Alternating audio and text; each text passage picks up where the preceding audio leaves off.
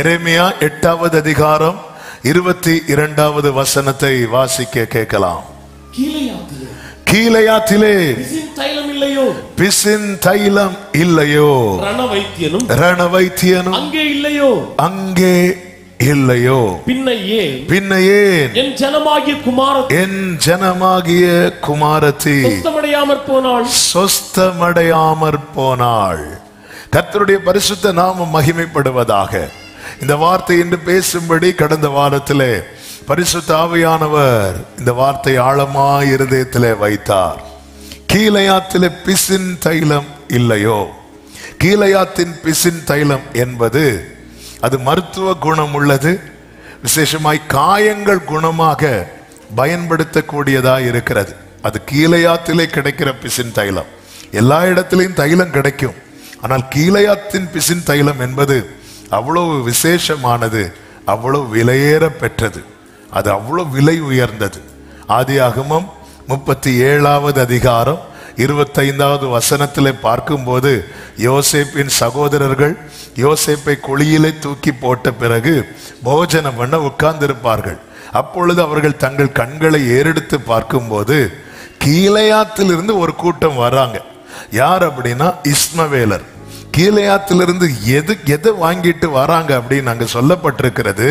அவர்கள் எகிப்துக்கு கொண்டு போகும்படி கந்த வர்க்கங்களையும் பிசின் தைலத்தையும் வெள்ளை போளத்தையும் ஒட்டகங்கள் மேல் ஏற்றி கொண்டு வந்தார்கள் என்று சொல்லப்பட்டிருக்கிறது. எகிப்துல தைலம் கிடையாதானா? எகிப்துல தைலம் உண்டு, எல்லா இடத்திலையும் உண்டு. ஆனால் கீலேயாத்தில் உள்ள பிசின் தைலம் அது விசேஷமானதுனால, அதுல இந்த மருத்துவ குணம் இருக்கிறதுனால அதை அவர்கள் போய் அங்கிருந்து புறப்பட்டு போய் வாங்கி கொண்டு எகிப்திலே கொண்டு வருகிறார்கள் வியாபாரத்துக்காக. இப்பொழுது நான் கீலேயாத்தின் பிசின் தைலத்தின் மேன்மையை குறித்து பேச போகவில்லை. நான் ஆவிக்குரிய கண்ணோட்டத்தோடு சொல்ல விரும்புகிறேன். கர்த்தர் சொல்லுகிறார் கீலேயாத் என்னுடையது என்று. சங்கீதம் 67 நாம் பார்க்கிறோம், கீலேயாத் என்னுடையது. கீலேயாத் என்பது எதை காண்பிக்கிறது என்றால் கர்த்தருடைய சமூகத்தை காண்பிக்கிறது. சியோன் குமாரத்தி, எருசலேம் குமாரத்தி, எருசலேம் மகாராஜாவின் நகரம். கீலேயாத்தின் பிசின் தைலம் என்பது கர்த்தருடைய வார்த்தைகளை காண்பிக்கிறது. கர்த்தர் வசனத்தை அனுப்பி குணமாக்குகிறார் என்று சங்கீதம் 107 சொல்லப்பட்டிருக்கிறது. கீலேயாத் அவருடைய சமூகத்தை காண்பிக்கிறது. கீலேயாத்தின் பிசின் தைலம் அவருடைய வார்த்தையை காண்பிக்கிறது. அப்படி என்றால் கீலேயாத்தின் ரணவைத்தியன் பிசிஷியன்ஸ் அது யார் என்றால் இங்கே சொல்லப்பட்டிருக்கிறது ஆசாரியர்களையும் தீர்க்கதரிசிகளையும் காண்பிக்கிறது. ஏன் ஆசாரியர்களையும் தீர்க்கதரிசிகளையும் காண்பிக்கிறது என்றால் அவர்களுக்கு தான் கர்த்தர் வார்த்தையை அருளி அதை ஜனங்களுக்கு கொடுக்கும்படி செய்கிறார்.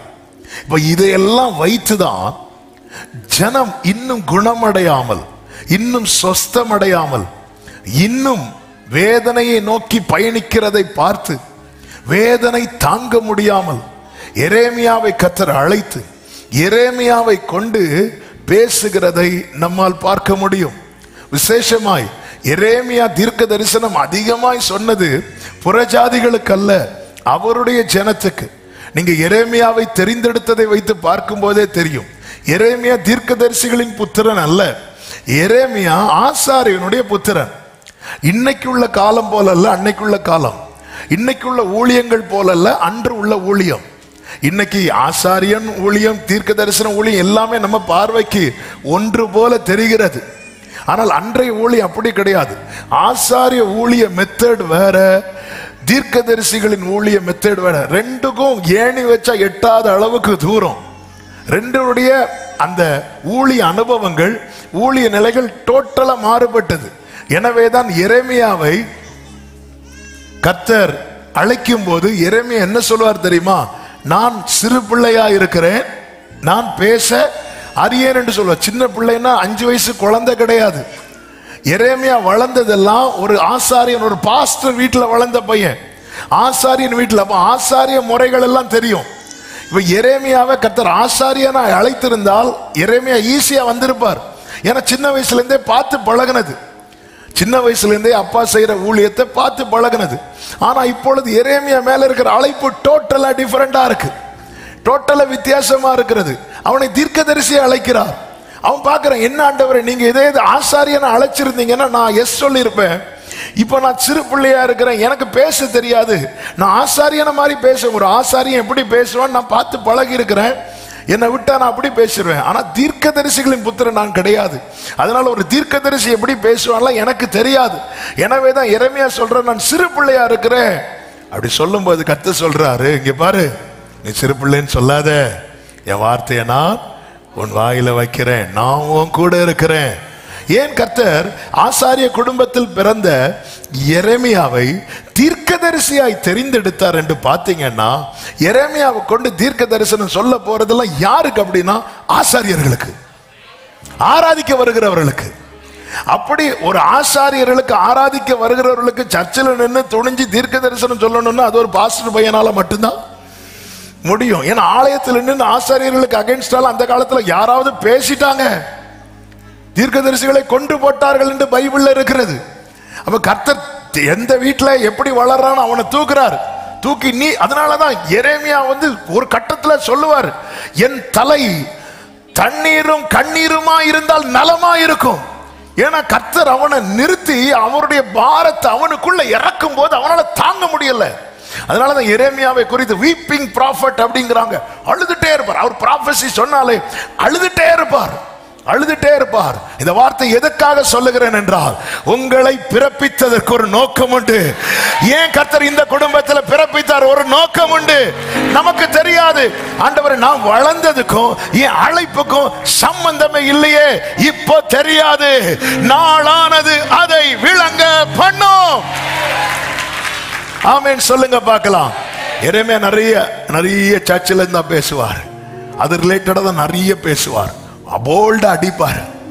இப்ப சொல்றார், எரேமியாவை கொண்டு கிளையாத்திலே பிசின் தைலம் இல்லையோ, ரண வைத்தியன் இல்லையோ, பின்ன ஏன் சொஸ்தமடையாமல் போனார்? பிரியமானவர்களே, நாம் குணப்பட வேண்டும் என்று கர்த்தர் விரும்புகிறார். எனவேதான் இதே எரேமியாவை கொண்டு கர்த்தர் எரேமியா 33 பேசுகிறார் அல்லவா. எடுக்க வேண்டாம், நேரம் இல்லாததுனால. இதோ நான் அவர்களுக்கு சௌக்கியத்தையும் ஆரோக்கியத்தையும் வரப்பண்ணி என்று சொல்லுகிறார். சௌக்கியத்தை வர பண்றதுக்கு ரெடியா இருக்கிறார். ஆனா இந்த சியோன் குமாரத்தியோ சொஸ்தமடையாமல் இருக்கிறார். அவருக்கு அப்படி விட்டு விட மனமில்லை. ஏனென்றால் அவர் கொடுத்த கிரயம் அப்படிப்பட்ட கிரயமா இருக்கிறது. பாபிலோனை குறித்து இதே எரேமியாவை கொண்டு கர்த்தர் சொல்லும் போது, எரேமியா 51வது அதிகாரம் அதனுடைய 8-9 வசனங்களை பார்க்கும் போது, பாபிலோன் சடுதியில் விழுந்து தகர்ந்தது என்று சொல்லப்பட்டிருக்கிறது. அதற்காக அலறுங்கள், அதன் நோவை ஆற்ற பிசின் தைலம் போடுங்கள், ஒருவேளை குணமாகும் என்று சொல்லப்பட்டிருக்கிறது. அடுத்த வசனத்தை வாசியுங்கள். பாபிலோனை குணமாக்கும்படி பார்த்தோம், அது குணமாகவில்லை, விட்டுவிடுங்கள். பாபிலோனை குணமாக்க பார்த்தோம், குணமாகல. அடுத்த வார்த்தை என்ன சொல்லப்பட்டிருக்கிறது? அதை விட்டுவிடுங்கள். இப்படி சியோன் குமாரத்தியே உன்னை விட்டுவிட மனமில்லாமல் அவர் உள்ளம் துடிக்கிறது. பாபிலோனை குணமாக்க பார்த்தோம், அது குணமாகவில்லை, அதை விட்டுரு. அதாவது சொல்லி பார்த்தேன், கேட்கல, விட்டுட்டோம். இது மற்றவங்களுக்கு நாம கொடுக்கிற அட்வைஸ். ஆனா நம்ம உறவுகளுக்கு அப்படி நம்ம செய்வோம். சொல்லி பார்த்து கேட்கலன்னாலும் விடுவோமா? நம்ம பிள்ளைகளுக்கு நம்ம அப்படியா செய்வோம்? சொல்லி பார்த்து கேட்டோம், அப்படி விட்டுட்டோம், விடுவோமா? விட மாட்டோம். அப்படிதான் இங்க ஆண்டவர் துடிக்கிறார்.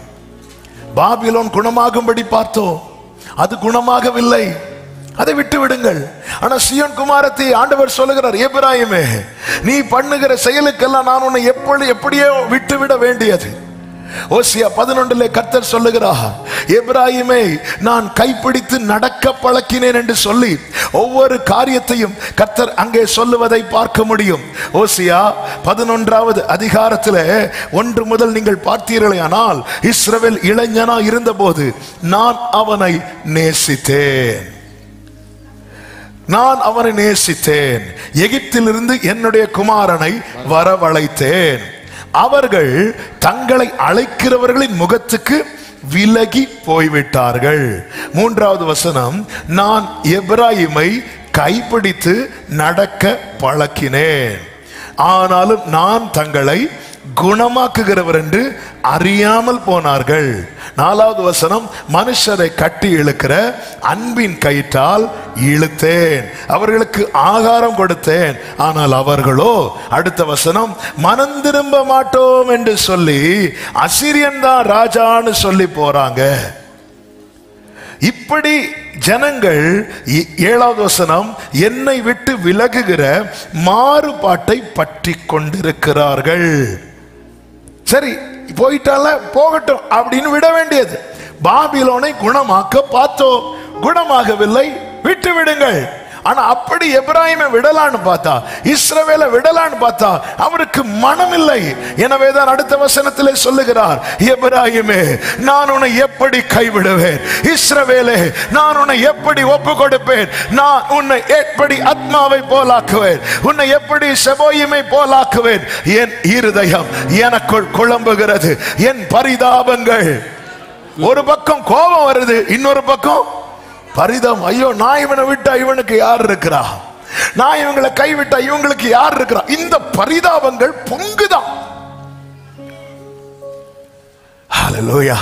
நம்ம ரொம்ப யோக்கியமானதுனால வந்து உட்காரல, அவருடைய பரிதாபங்கள் அவருக்குள் பொங்குகிறது.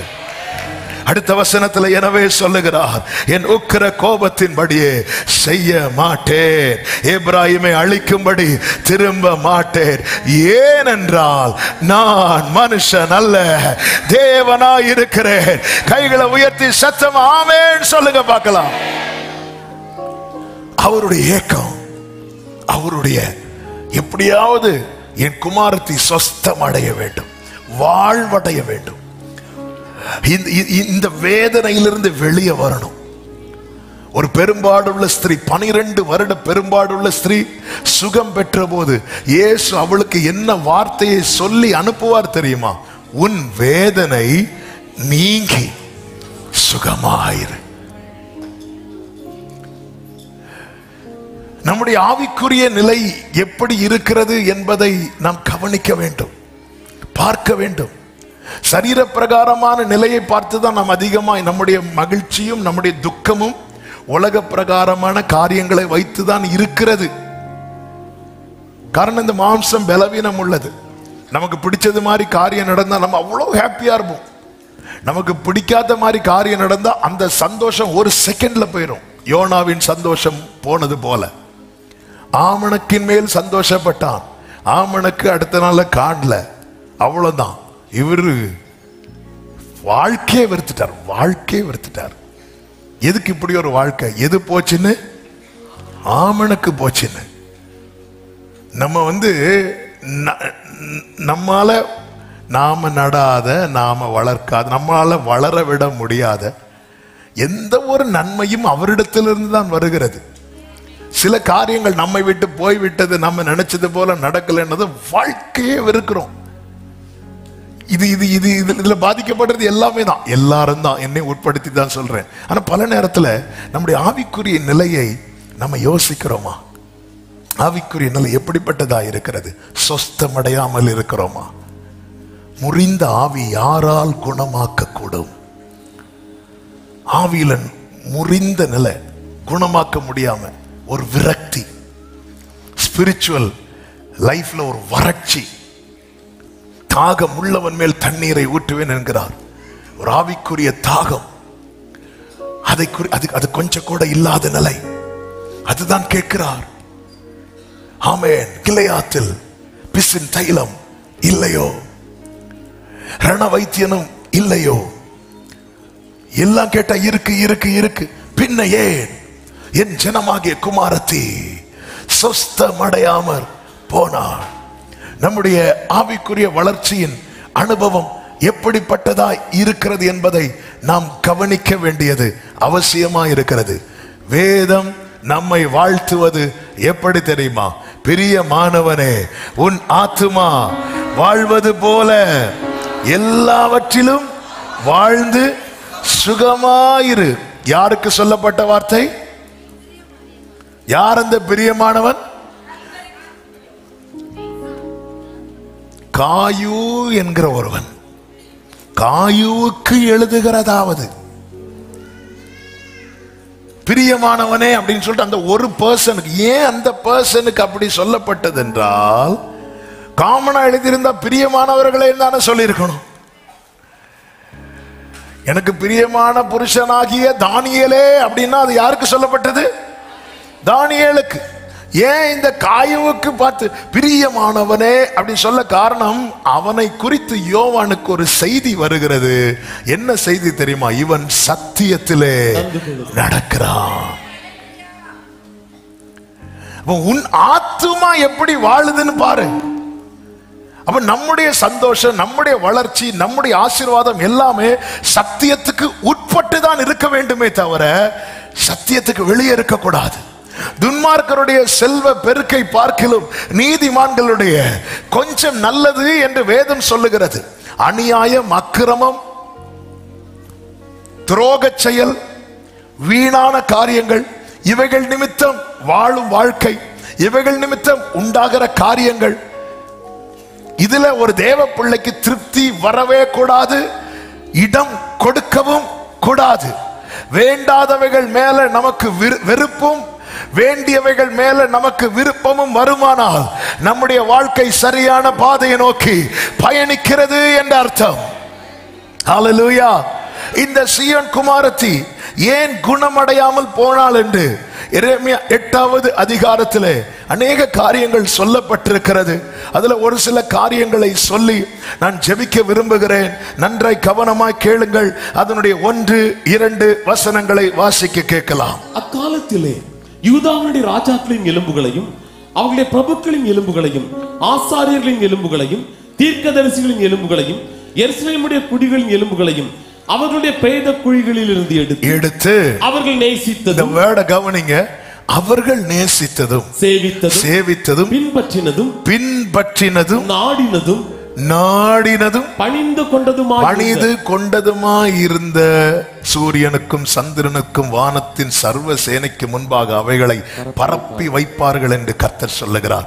இங்க என்ன நடக்கிறது என்றா, யாருக்கு என்ன செய்யணுமோ அவருக்கு அதை செய்யாம அவைகளை மற்றவைகளுக்கு, மற்ற காரியங்களுக்கு இந்த ஜனங்கள் செய்ய ஆரம்பித்ததுனால இவர்கள் சொஸ்தமடையாமற் போனார்கள். சிம்பிளா சொல்லணும்னா, உறவை இவர்கள் கனம் பண்ணவில்லை. நான் சொல்லுகிற செய்தியை நன்றாய் கவனித்து கேளுங்கள். இந்த உறவு எப்படி ஏற்படுத்தப்பட்டது என்றால், ஏதோ ஒரு அற்புதம் நடந்து வந்த உறவல்ல. இஸ்ரவேலர்கள் எகிப்திலே அடிமைத்தனத்தில் இருந்தபோது கூக்குரலிட்டார்கள், முறையிட்டார்கள். கர்த்தர் கிருபையாய் எழுந்தருளி மோசேயை இரட்சகனாய் அனுப்புகிறார். அநேக அற்புதங்கள் நடந்ததல்லவா? அந்த அற்புதங்களில் ஒன்றில் பார்வோன் மனதை இளக பண்ணி, கர்த்தர் தானங்க பார்வோன் இருதயத்தை கையில வச்சிருந்தார். ராஜாக்களுடைய இருதயம் கர்த்தர் கையில் இருக்கிற நீர்க்கால்களை போல் இருக்கிறது. அவர் அதை அவருடைய சித்தப்படி திருப்புகிறார் என்று பைபிள் சொல்லுகிறது. அப்ப ஆண்டவர் ஒண்ணு செய்யணும், ஒரு ஆளை வச்சு செய்யணும் நினைச்சிட்டாருன்னா, அந்த ஆள் எப்படிப்பட்ட ஆளா இருந்தாலும் கர்த்தர் அதை மாற்ற வல்லவராய் இருக்கிறார். வேதத்திலே பார்வோனுடைய இருதயத்தை கடினப்படுத்தினார் என்றும் பைபிள்ல இருக்கிறது. அப்போ ஏன் அந்த கோல் பாம்பாய் மாறும் போதே சரிப்பா கொண்டுட்டு போயிருங்கன்னு சொல்லி விட வேண்டியதானே? தண்ணி ரத்தமாய் மாறும் போதே இஸ்ரவேல் ஜனங்களை போக விட வேண்டியதானே? ஒவ்வொரு வாதைகள் வரும்போது இஸ்ரவேல் ஜனங்களை போக விட வேண்டியதானே? ஆமென். கர்த்தர் ஏன் அதை அனுமதிக்காம இன்னும் அவன் இருதயம் கடினப்பட இடம் கொடுத்தார் என்றால், மீட்பு என்று வரும்போது அது உறவின் வழியா தான் வரணும். என்ன உறவு தெரியுமா? இரத்த உறவு. இரத்த உறவு. ஒரு அற்புதம் எப்படி உனக்கும் எனக்கு என்ன கான்டாக்ட் அப்படின்னு கேட்டா ஆண்டவர் எதை விரும்புறார் அப்படின்னா ரத்தம். ரத்தம் நமக்கும் தேவனுக்கும். அதனாலதான் தூரமா இருந்த நீங்கள் அவர் செய்த ஒரு அற்புதத்தினாலே சமீபமாய் வந்தீர்கள் என்று அல்ல, அவருடைய இரத்தத்தினாலே சமீபமாய். இரத்தமே சிந்தப்பட்ட வீட்டு நிலைக்கால்கள் மேல் இரத்தம் பூசப்படுகிறது. இப்பொழுது அவர்கள் வீட்டுக்கு வெளியே வரும்போது இரத்தம் சொட்டு சொட்டா வடியுது. ஒவ்வொரு வீட்டுக்குள்ள இருந்து வெளியே வரும்போது ஒவ்வொரு மேல அந்த சொட்டு விழுது. அப்போஸ்தலனாகிய பேதுருவை கொண்டு ஆவியானவர் 1 பேதுரு 1வது அதிகாரம் 2வது வசனத்திலே சொல்லுகிறார், இரத்தம் இயேசு கிறிஸ்துவின் இரத்தம் தெளிக்கப்படுதலுக்கு தெரிந்து கொள்ளப்பட்ட பரதேசிகள் என்று. எப்போ ரத்தம் வீட்டுக்குள்ள போறாங்க, நிலைக்கால பூசியாச்சு, வீட்டுக்கு வெளியே வராங்க. நான் ஆவிக்குரிய கண்ணோட்டத்தோடு சொல்லுகிறேன், வரும்போது அந்த ரத்தம் சொட்டு சொட்டா இவங்க மேல விழுது. இப்ப இவங்க ஜேர்னி ஸ்டார்ட் பண்றாங்க. எதை நோக்கி தெரியுமா? கானானை நோக்கி, வாக்குத்தத்தம் பண்ணப்பட்ட தேசத்தை நோக்கி, தேவன் பார்த்து வைத்த அந்த சிங்கார தேசத்தை நோக்கி, இதுவரை இல்லாத மேன்மையான தேசத்தை நோக்கி, பாலும் தேனும் ஓடுகிற அந்த கானானை நோக்கி, முற்பிதாக்களுக்கு ஆணையிட்டு கொடுத்த அந்த வாக்குத்தத்தத்தை நோக்கி இவர்கள் பரதேசிகளாய் சஞ்சரிக்க புறப்படுகிறார்கள். எனவேதான் கர்த்தர் மேக ஸ்தம்பத்திலும் அக்கினி ஸ்தம்பத்திலும் அவர்களோடு இருக்கிறார். ஏன்? இவர்களுக்கு உள்ள ஏற்பட்ட உறவு என்பது இரத்த சம்பந்தமான உறவு. அதனாலதான் எப்ராயிம் என்னுடைய சிரேஷ்ட புத்திரன் என்கிறார். அவன் எனக்கு குமாரனாய் இருக்கிறான், நான் அவனுக்கு பிதாவாய் இருக்கிறேன் என்று சொல்லுகிறார். இப்படி இந்த உறவுக்குள்ளே தேவன் கொண்டு வந்திருக்க, நாம் இந்த உறவை கனப்படுத்த வேண்டும் அல்லவா? உறவை கனப்படுத்துவதின் அடையாளமாக தான் இங்கே 5 காரியங்கள் சொல்லப்பட்டிருக்கிறது, 5 நிலைகள் சொல்லப்பட்டிருக்கிறது. 1 நேசிக்கிற நிலை, இன்னொன்று சேவிக்கிற நிலை, 3 பின்பற்றுகிற நிலை, 4 நாடுகிற நிலை, 5 பணிந்து கொள்ளுகிற நிலை. இந்த 5ல 2 செய்கிறவர்கள் உண்டு, 1 செய்கிறவர்கள் உண்டு, 3 செய்கிறவர்கள் உண்டு, 4 செய்கிறவர்கள் உண்டு. ஆனால் கடந்த நாளிலே பரிசுத்த ஆவியானவர் திட்டமும் தெளிவுமாய் பேசினது இதுதான். இந்த 5ம் நம்மால் செய்யக்கூடியது. இந்த 5ல உன்னால 1 செய்ய முடியவில்லை என்றாலும் நீ என் உறவை கனவீனப்படுத்துகிறாய் என்று ஆவியானவர் இந்த நாளிலே சபையோடு பேசிக் கொண்டிருக்கிறார். இந்த 5ல அந்த வசனத்தை மறுபடியும் வாசிங்கள். 2வது வசனம். அவர்கள் நேசித்ததும் சேவித்ததும் பின்பற்றினதும் நாடினதும் பணிந்து கொண்டதுமாயிருந்த சூரியனுக்கும், இவங்க இதெல்லாம் சூரியன், சந்திரன், வானத்தின் சர்வசேனை இதெல்லாம் மாத்திட்டாங்க. தேவன் நம்மிடத்தில் எதிர்பார்க்கிற காரியத்தை பாருங்கள். இதுல எதுவுமே செய்ய முடியாது என்று அல்ல, தேவன் நம் ஒவ்வொருவரையும் நம்மால் செய்ய முடிந்த. அதனாலதான் சொன்னார், என்னுடைய நுகம் ரொம்ப லெகுவானதுப்பா. பேதுரு கடல் மேல நடந்துட்டான், மீதி 11 பேரும் இனி கடல்ல இறங்கியே ஆகணும். அப்படி கம்பல் பண்ணல ஆண்டவர். ஆபிரகாம் ஈசாக்க பலி செலுத்த கொண்டு வந்து கத்திய வாங்கிட்டான். இனி ஆபிரகாமின் ஆசீர்வாதத்தை பெற வருகிற அத்தனை பேரும் பிள்ளைய மோரியா மலைக்கு கொண்டு வந்து கத்திய வாங்கணும். கம்பல் பண்ணல. தானியேல் சிங்க கவியில தூக்கி போட்டாச்சு, அவன் நின்னுட்டான். அதே போல இனி எல்லாருக்கும் அப்படி ஒரு சோதனை. கம்பல் பண்ணல. யோபு கடிச்ச காற்று அது தாங்க முடியாதது. எல்லாரையும் நான் அப்படிதான் நடத்துவேன் இல்ல. அவர் கரவலாடுகளை மெதுவாய் நடத்துகிறவர், நம்முடைய திராணி அறிந்து நடத்துகிறவர், நமக்காய் பரிதபிக்கிற பிரதான ஆசாரியர் இன்று நமக்காக பரிந்து பேசிக் கொண்டிருக்கிறார். அவரால் தான் நாம் நிற்கிறோம், நிர்மூலமாகாமல் இருக்கிறோம். நம் ஆண்டவராகிய இயேசு கிறிஸ்துவுக்கு எல்லா மகிமையும் கனமும் ஸ்தோத்திரங்களும் எப்பொழுதும் உண்டாவதாக. அதே நேரத்தில் கர்த்தர் எதிர்பார்க்கிற காரியம், தேவனை நேசிக்கிற நிலை எப்படிப்பட்டதா இருக்கிறது? எத்தனை பேருக்கு ஆண்டவரை பிடிக்கும் கேட்ட நம்ம எல்லாருமே கை தூக்குவோம். ரோட்ல போறவங்களை பார்த்து உங்களுக்கு இயேசுவை பிடிக்குமான்னு கேட்டா எங்களுக்கு இயேசுவை பிடிக்கும், உங்களை தான் பிடிக்கான்னு சொல்லிட்டு போயிட்டே இருப்பாங்க. இயேசுவை யாருக்குங்க பிடிக்காது? சாத்தானுக்கே பிடிச்சிங்க இயேசுவை. அதனாலதான் டீல் பேச வரான். இயேசு கிறிஸ்து 40 நாள் ஃபாஸ்டிங் முடிச்சதும் டீல் பேசுறான். நீ கொஞ்சம் வணங்கிட்டீங்கன்னா நம்ம டீல் பேசுறான். ஏரோதுக்கு இயேசுவை பிடிச்சது. எனவேதான் பார்க்க விரும்பினான். பிலாத்துக்கு இயேசுவை பிடிக்கும், யூதாசுக்கும் இயேசுவை பிடிக்கும். அதனாலதான் குத்தி காட்டி கொடுக்கல, முத்தி காட்டி கொடுக்கிறான். பிடிக்கும், எல்லாருக்கும் இயேசுவை பிடிக்கும், எல்லாருக்கும் இயேசுவை பிடிக்கும். சிலுவையில் அவரோடு அறையப்பட்டவர்கள் ஒருத்தனுக்கு இயேசுவை பிடிக்கும். இயேசுவை யாருக்குங்க பிடிக்காது? ஆனா எப்படி பிடிக்கணும், எப்படி நேசிக்கணும் தெரியுமா? இயேசு சொல்லுகிறார், மத்தேயு 10வது அதிகாரம் 37வது வசனத்தை வாசியுங்கள். மத்தேயு 10:37. தகப்பனையாவது தாயையாவது என்னிலும் அதிகமாய் நேசிக்கிறவன் எனக்கு பாத்திரன் அல்ல. மகனையாவது மகளையாவது என்னிலும் அதிகமாய் நேசிக்கிறவன் எனக்கு பாத்திரன் அல்ல. இந்த பூமியிலே தேவன் தந்த எல்லா உறவுகளுக்காக கைகளை உயர்த்தி ஸ்தோத்திரம் சொல்லுங்க. கர்த்தர் கொடுத்த பெற்றோருக்காக ஸ்தோத்திரம் சொல்லுங்க. கர்த்தர் கொடுத்த சகோதர உறவுகளுக்காக ஸ்தோத்திரம் சொல்லுங்க. கர்த்தர் கொடுத்த துணைக்காக ஸ்தோத்திரம் சொல்லுங்க. கர்த்தர் கொடுத்த பிள்ளைகளுக்காக ஸ்தோத்திரம் என்று சொல்லுங்கள். இவர்களை எல்லாம் நேசிக்கணும். நேசிக்கலன்னா ஆமென், அது பாவமாயிரும். ஆனா எனக்கு எங்க அப்பாவை ரொம்ப பிடிக்கும், எங்க அம்மாவை ரொம்ப பிடிக்கும். அதுக்கு மேல நான் அவரை நேசிக்க வேண்டும். அப்படி நான் அவரை நேசித்தேன்னா நான் அந்த உறவை கனப்படுத்துகிறேன்.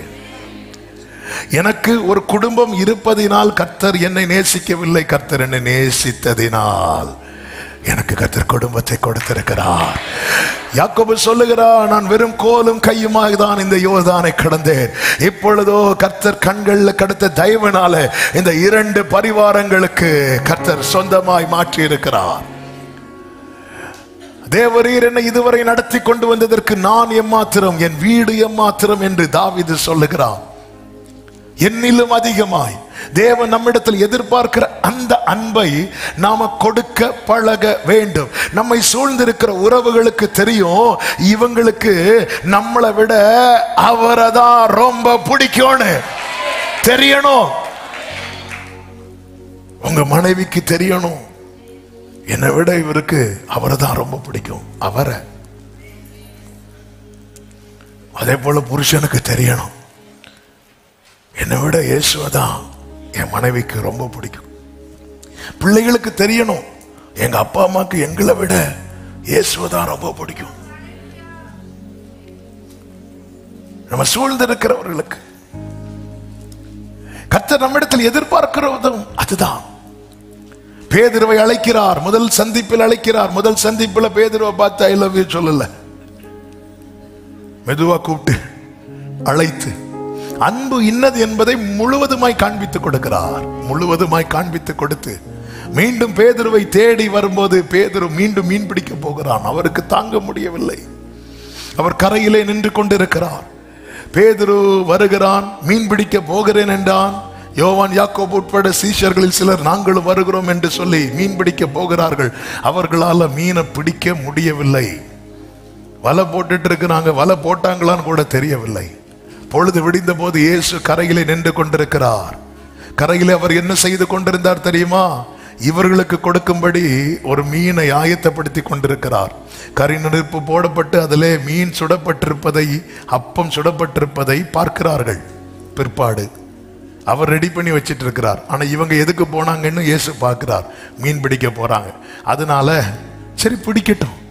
கர்த்தர் சொல்லுகிற வலதுபுறமாய் வலையை போடுங்கள் என்றார். வலதுபுறமாய் வலையை போட்டார்கள்.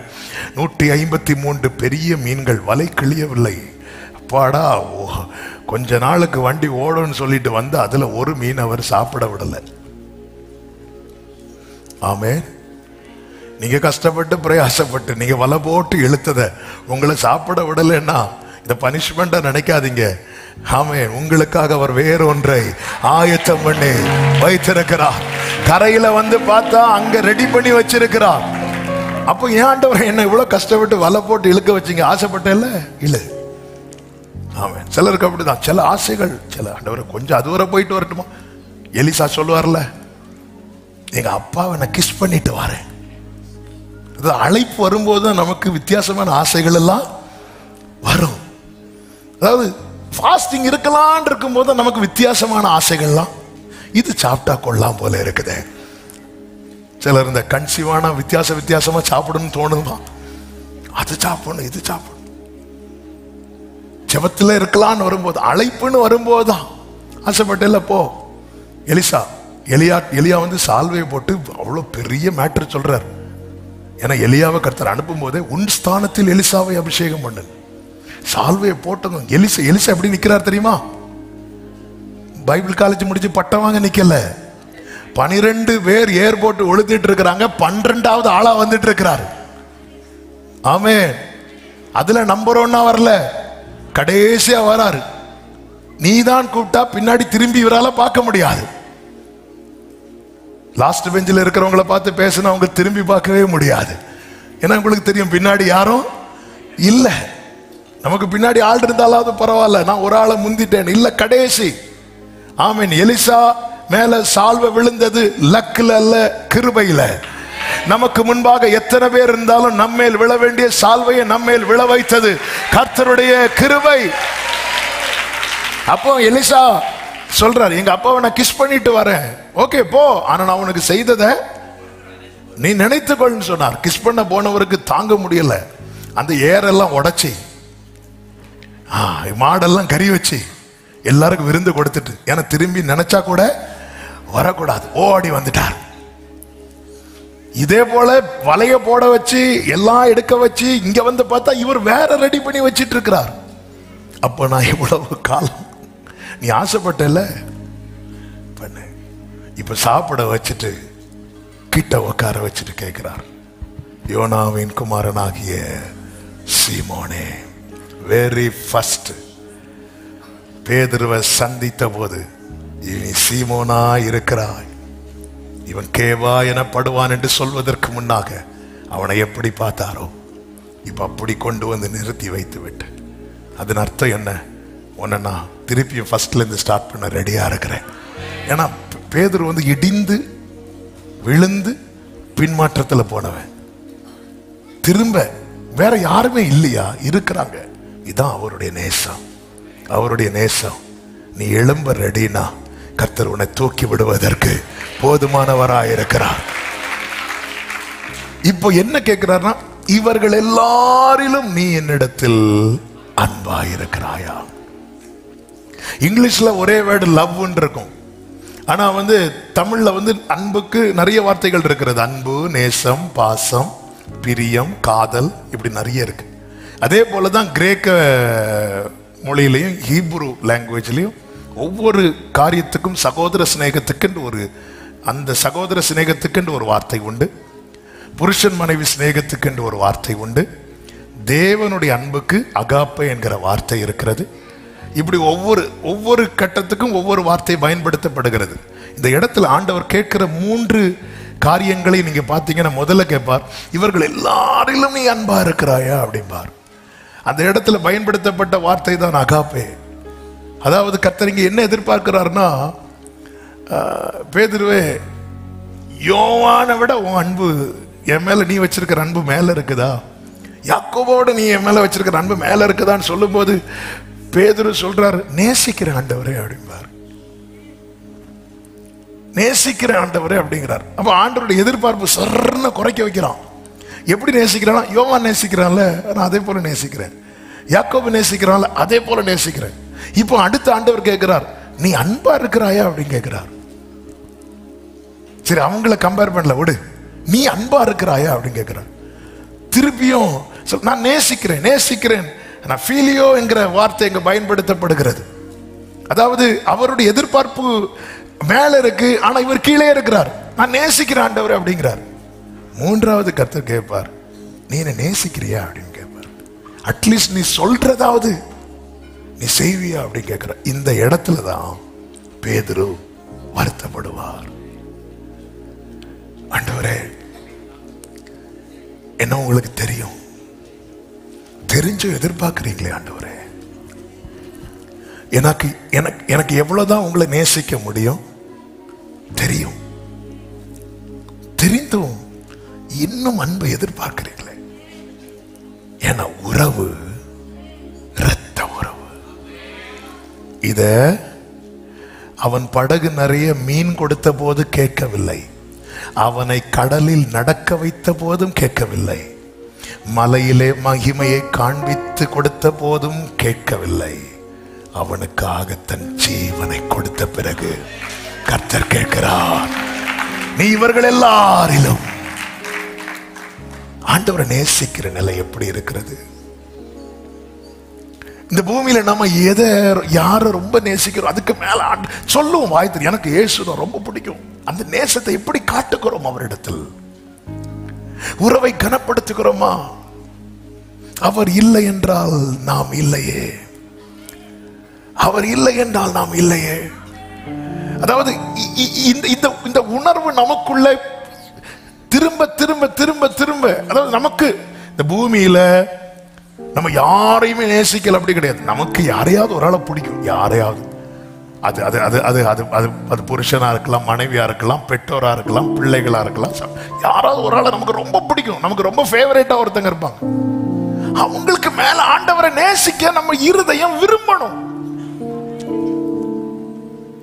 விரும்பணும், அது நாடணும். அது முடியுதோ முடியலையெல்லாம் ரெண்டாவது. நமக்குள்ள இந்த விருப்பம் ஓங்கும் போது கர்த்தர் அதை செய்கையாய் மாற்றுவார். நான் விரும்பணும், நான் விரும்ப மாட்டேங்கிறேனே. நம்ம ஆண்டவர்கிட்ட நெருங்கிறதே உலக உறவுகளை வைத்துதானே. ஆமென், ஹல்லேலூயா. நீர் தந்த இந்த வாழ்விற்கா உம்மை என்னால். ஆண்டவரே, இது நீங்க தந்தது. ஆண்டவரே, நீங்க தந்தது. தாவீது குடும்பத்தை விட்டு கர்த்தர் கிருபையை விலக்க மாட்டேன்னு பிராமிஸ் பண்ணிட்டார். ஏன்? தாவீது தனியா இருக்கும்போது எப்படி கர்த்தரை முன்பாக வைத்தானோ, தாவீதுக்கு குடும்பம் பெருகின போதும் அவன் கடைசி வரை கர்த்தரை தான் முன்பாக வைத்துக் கொண்டிருந்தான். எனவேதான் தாவீது சொல்லுகிறார், என் பலனாகிய கர்த்தாவே, உம்மில் அன்பு கூறுகிறேன், அன்பு கூறுவே, இன்னும் அதிகமாய் ஆராதிப்பே, இன்னும் ஆர்வமாய் உம்மை முழு உள்ளத்தோடு.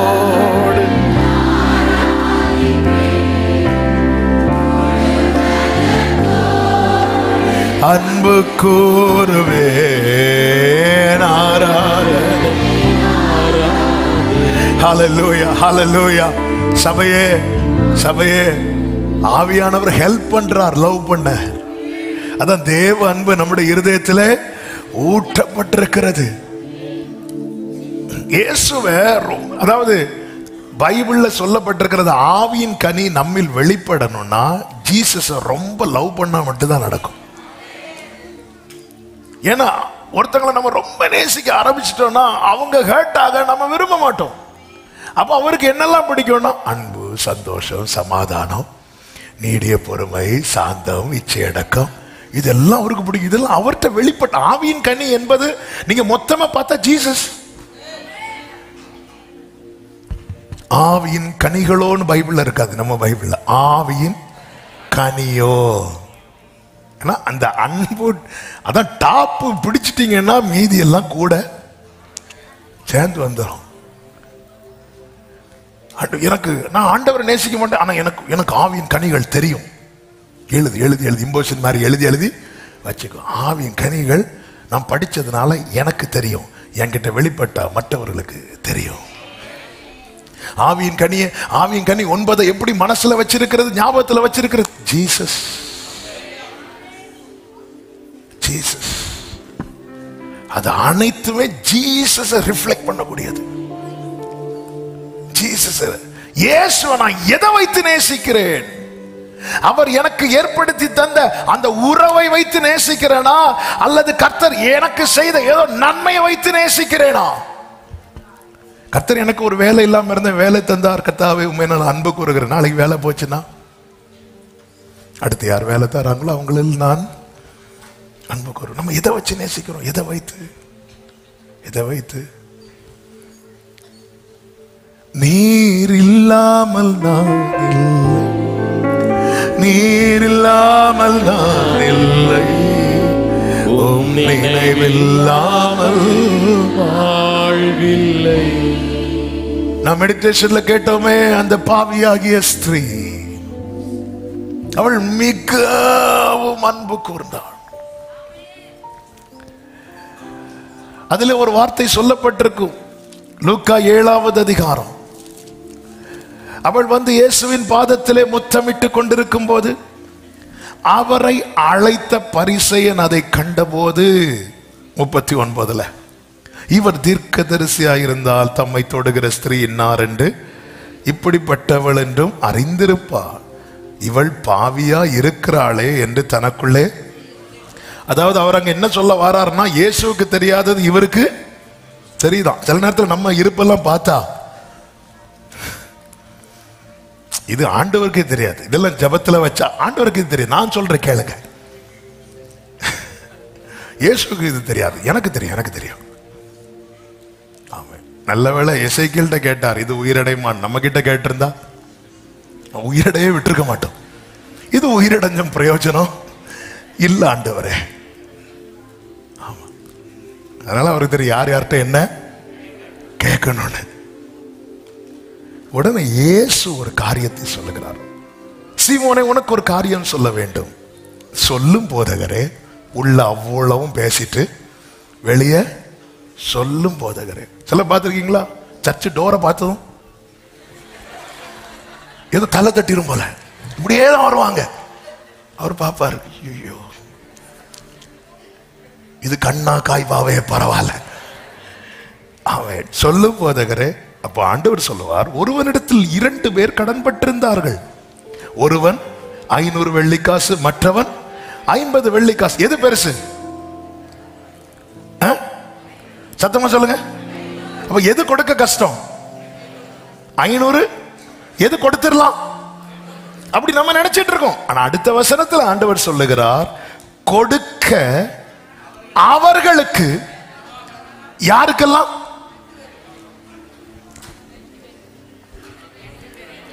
2 பேருக்கும். இதுல எது ஈஸி எது கஷ்டங்கிறது மேட்டர் இல்ல. உனக்கு 50 கொடுக்க நிர்வாகம் இருக்கா? இல்ல. அப்போ அவனுக்கு 500 எப்படியோ அந்த 50 உனக்கு அப்படி. நம்ம பல நேரத்தில் அவன் செஞ்சதை விடையா நான் தப்பு பண்ணிட்டேன். சரிதான்ப்பா, உன் கணக்குக்கே வரேன். அவன் பண்ணதை விட நீ பெருசா தப்பு பண்ணல. ஆனா இந்த பாவத்தை போக்குற நிர்வாகம் உன்கிட்ட இருக்கா? இன்னைக்கு நமக்குள்ள இந்த பரிசேய ஸ்பிரிட் வந்து ஜீசஸ் லவ் பண்ண விடாம தடுக்குது. நாங்கெல்லாம் சின்ன வயசுல இருந்தே நாங்க சர்ச்சுக்கு வரோம், நாங்கெல்லாம் வாரத்துக்கு 2 நாள் உபவாசிக்கிறோம், நாங்கெல்லாம் என்ன நாங்கெல்லாம் நிர்வாகம் இருக்கான்னு கேட்கிறான். இதான் சீமோனே, உனக்கு ஒரு காரியம் சொல்ல வேண்டும். என்ன காரியம்? ஒருவன் இடத்தில் 2 பேர் கடன் பட்டிருக்கிறார்கள். ஒருவன் 50 கடன் பட்டிருக்கிறான், இன்னொருவன் 500 கடன் பட்டிருக்கிறான்.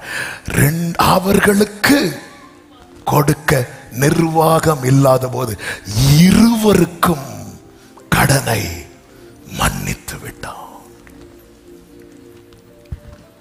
இப்படி இருக்க அவர்களில் எவன் அவனிடத்தில் அதிக அன்பா இருப்பான் அதை அவன்கிட்ட கேட்கிறார். இப்ப அவன் சொல்றான், அதிகம் யாருக்கு? அதன் அர்த்தம் என்ன? அவன் மன்னிப்ப ரொம்ப பெருசா பார்த்தா, இவன் மன்னிப்ப பெருசா பார்க்கல. நீ அளக்கிற அளவு கோல நான் பிடிச்சேன்னா சீமோனே, என்கிட்ட உன்னை பேச கூட அலோவ் பண்ணியிருக்க மாட்டேன். இவளை பாரு, இவள் அதிகமாய் அன்பு கூர்ந்தாள். நமக்கு கிடைத்த மன்னிப்பை நம்ம எப்படிங்க பார்க்கிறோம்? ஹல்லேலூயா. யூதாஸ் ஒரு விசை தான் அங்க காட்டி கொடுத்தான், ஒரு விசை, ஒரே ஒரு விசை காட்டி கொடுத்தாங்க. அவன் லோத்தின் மனைவி ஒரே ஒரு விசை இப்படி திரும்பி பார்த்தா. நாம இருந்திருந்தா வீட்டுக்கு உப்பு கிடைச்சுன்னு சொல்லி எடுத்துட்டு வந்திருப்போம் கொஞ்சம். எத்தனை ஒரே ஒரு விஷயம். மோசே பதறி பேசிட்டான். ஆண்டவர் சொன்னார், மோசே நீ வேண்டாம், நீ போக வேண்டாவா. மோசே கேட்பார், ஆண்டவரே நானும் போறேன். ஆண்டவர் மோசே சொல்ற, இனி கேட்டு என்ன கஷ்டப்படுத்தாதுன்றார். என்ன எவ்வளவு பெரிய மன்னிப்பை நாம் பெற்றிருக்கிறோம் தெரியுமா? நாம் அன்பு கூற இது ஒன்று போதாதா? இயேசு கிறிஸ்துவின் அன்பு பாவி உன்னை அவர் தள்ளவே மாட்டார். ஆவலாய் உன்னை இயேசு அழைக்கிறாரே. உன்னை அவர் தள்ளவே மாட்டார். ஆமென். இயேசு அழைக்கிறார். தயங்கிடாதே, தயங்கிடாதே, தாவி ஓடி வா. சொந்தம் கொள்ளவா ரேமாமலாத்தனரே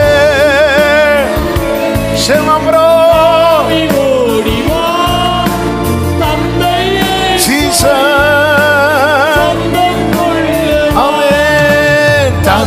இயேசுவை சொந்தம் கொள்ளவா.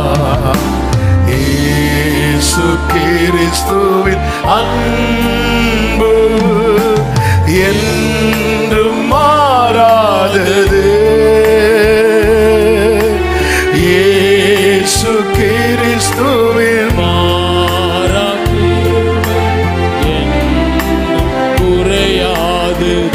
நேசம் உள்ளதற்கும் நேசம் இல்லாததற்குள்ள வித்தியாசம் சொல்லவா? ஆண்டவர் மேல நமக்கு இருக்கிற நேசத்துக்கும் நேசம் எந்த அளவுக்கு இருக்குன்னு சொல்லவா? நேசம் இல்லாதவர்கள் கர்த்தரிடத்துல போகணும்னா அவங்களுக்கு ஜெப குறிப்பு தேவை. அவங்களுக்கு ஏதாவது ஆண்டவர்கிட்ட சொல்லும்படியான 10 காரியம் அவங்களுக்கு தேவையா இருக்கும். ஏதாவது ஒண்ணு, பிள்ளைக்கு எக்ஸாம் இருக்கும், பிள்ளைக்கு ஃபீஸ் இருக்கும், பிள்ளைக்கு சுகம் இல்லாம இருக்கும், இல்லைன்னா அவங்களுக்கு வேலையில பிரச்சனை இருக்கும். ஆமென். நேசம் உள்ளவருக்கு எல்லாம் இருந்தும் அவர் தேவை, எதுவும் இல்லைன்னாலும் அவர் தேவை. இன்னைக்கு நம்ம பிரேயர் லைஃப் லாஸ்ட் ஒரு 10 days 15 days நம்ம பிரேயர் லைஃபை பார்த்தாலே தெரியும். நம்ம பிரேயர் லைஃப் வேற எங்கேயும் பார்க்க வேண்டிய தேவையில்லை. நாமே ஈஸியாக ஸ்கேன் பண்ணிடலாம். ஆண்டவரே, இயேசு இரவெல்லாம் போய் இருந்து ஜெபம் பண்றாரு. எதுக்கு ஜெபம் பண்ணணும்? அவருக்கு தான் சொல்ல ஆகும் கட்டளையிட நிற்குமே. ஆனா போய் ஜெபம் பண்றாரு. கூட்டத்தில் அவ்வளவு பிஸியா இருக்கும்போது ஜனங்கள் எல்லாம் சரி போயிட்டு வாங்க போயிட்டு வாங்க போயிட்டு வாங்க போயிட்டு வாங்க அனுப்பி விட்டுட்டு சீஷர்களை அக்கறைக்கு போக துரிதப்படுத்தி இப்பதான் நிப்பாங்க. நாங்க போக மாட்டோம், நாங்க என்ன வந்தாலும் உண்மை விட்டு தயவு செய்து போடே போ. எல்லாரையும் போட்ல ஏத்தி அனுப்பி விட்டுட்டு அவர் தனியாக ஒரு மலையில போயிருந்து அப்பா அப்படி சொல்லிட்டு ஜெபம் பண்றார். என்ன ஜெபம் பண்ணணும்? அவருக்கு என்ன இருக்கு ஜெபம் பண்றதுக்கு? அவருக்கு என்ன தேவை இருக்கு? அவர் சொல்ல அவர் வெறுமையாக்கி இந்த பூமியில வந்தாலும் கவர்மெண்ட் அவருடைய ஷோல்டர்ல இருக்கு, கர்த்தத்துவம் அவருடைய ஷோல்டர்ல இருக்கு. அவர் அப்படி கண் அசைத்தாலே போதும் தூதர்கள் வந்து நிப்பாங்க. ஆனா அதை தாண்டி அப்பா கிட்ட போய் அப்பான்னு போய் நிற்கிற இதான் உறவு.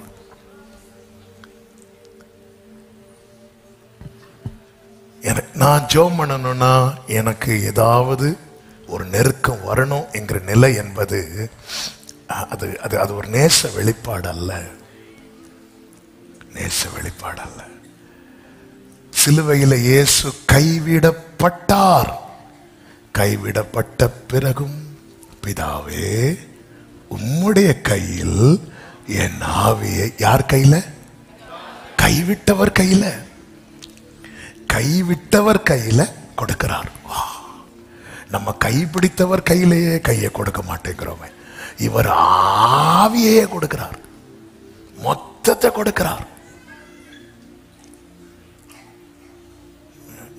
என் தேவன் ஏன் கைவிடப்பட்டாராங்க?